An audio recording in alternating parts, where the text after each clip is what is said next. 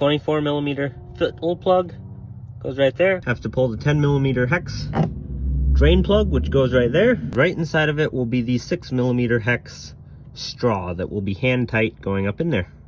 Pull it out, drain all the fluid, and then we'll put this back in. Hand tighten the straw back in there, drain plug back in, make sure that's in solid. To fill it, I got a funnel and a 3-foot piece of tubing, and just make sure that the fluid you get is either WS or WS rated for Toyota, which it says right there.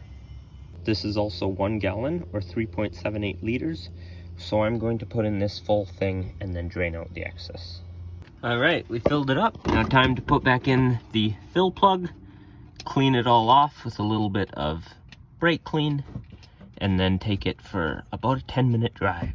We can reassemble everything in here and put the tire back on because this doesn't need to come off anymore. So now I just started the car and I'm running it through all of the gears. It shifts nicely, no problem, and then we're gonna take it for about a 10-minute drive and make sure everything goes well, just not go high RPMs. And lastly, we're just removing the drain plug itself quick to let the excess fluid flow off till it reaches that straw level. And we just have a little bit of excess fluid coming off, so we'll wait till that stops to when it's at the correct level, and then we'll put the drain plug back in, tighten it up, clean it off, and we're good to go.